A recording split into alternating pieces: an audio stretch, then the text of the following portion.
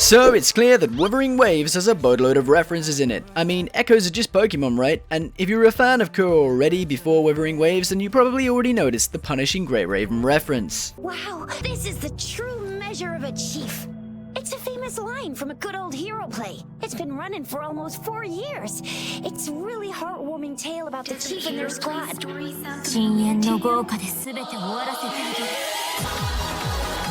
And then there's Dan Hung, the obvious One Piece reference. You want my research? You can have it!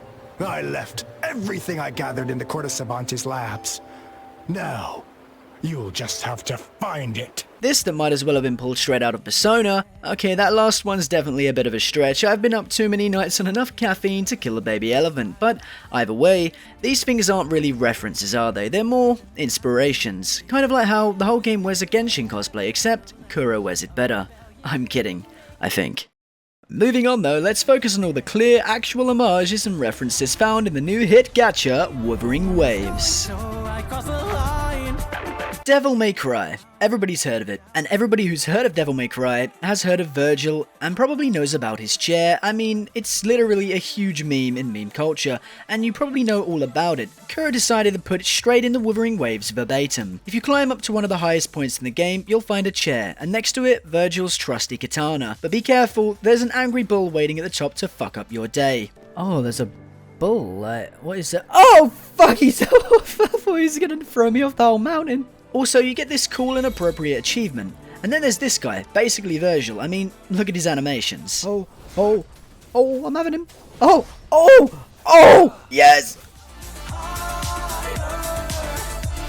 The Dark Side of the Moon is an album from the 70s by Pink Floyd, and the album cover looks like this. So it's pretty clear and obvious that the opening scene is likely trying to depict and nod towards the album in some way. Not to mention how the first track of The Dark Side of the Moon goes perfectly with this scene.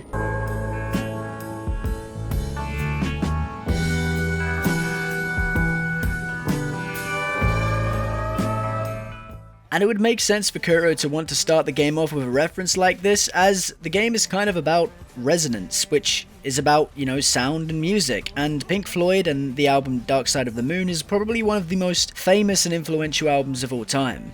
And also, if you take a look at its meaning, it also comes with quite a lot of relevance to the story of Wuthering Waves. They shake the atmosphere, the heavens and the land.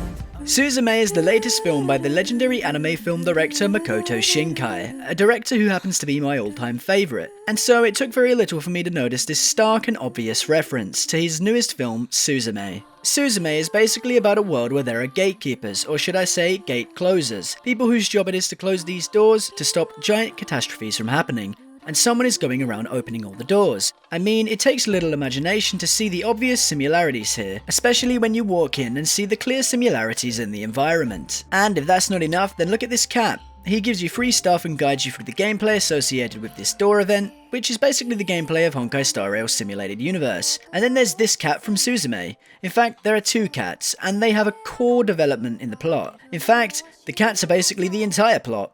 And in the door event, this guy is actually the cat, he's turning into this cat. And in Suzume, there's a black cat and a white cat. This cat is white, and then you have this guy who's probably also going to turn into a black cat. I mean, it's pretty obvious here what they're going for. You know, I mean, come on. And then look at this art screen. The cat is giant. And, well, the cats get giant in Suzume too.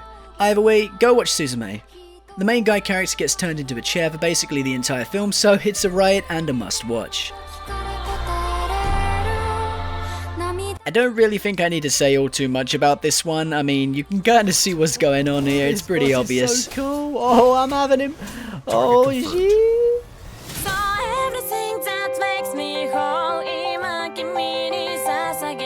Finally, something a little experimental. Leaving the best till last, something a little interesting, and certainly up for debate, something that only I have noticed, or at least I can't find anyone else who's mentioned this. But basically, has anyone noticed that the entire concept of the plot, as well as the magic system of Wuthering Waves, has been straight up shoplifted from Guilty Crown? Well, no, it's just that there's really quite a lot of unique similarities, and, well, they may just be an accident, though I don't think it is. It's quite hard to explain, but basically the general idea behind Guilty Crown is that people are capable of resonating, and they resonate with the shape of another person's soul. And based on the emotion of their soul, they pull special weapons from their bodies, weapons that embody the meaning of who they are as a person, which is kinda similar to what echoes are, no? Kind of. And then there's also the first boss, Crownless, named that for seemingly no other reason. But that's not what leads me to believe that this is a reference, because if what I've said so far isn't enough, then listen to this. The main character of Guilty Crown has lost their memories of a specific important day that puts them at the center of a conflict deciding the fate of the entire world. Still not enough? Well, the main character's special ability is being able to extract or resonate with these soul weapons with their bare hands. The whole point of the plot is that he's the only one who can do that, without using some sort of technology. What does that remind you of? And finally, the sinker. The thing that signifies the main character's unique ability to do all of this is this mark on their hand. But hey, that's just a theory, maybe I'm way off. Either way, go watch Guilty Crown, it's a certified banger and an underrated hidden gem. But yeah, thanks for watching. Did you notice any cool references I missed? If so, leave them down in the comments to discuss, and who knows, if there are enough, I might even make a follow-up video. Also, you got to the end of this video, so first and foremost, you're a Giga Chad, but also an anime-loving gacha gamer, so go ahead and join my community Discord, where we chill, play gacha games together, and discuss our love for anime, as well as share completely and insanely inappropriate NSFW, and also our questionable habits. As the pressure builds, I push back, pulling on the threads of fate. The chords within these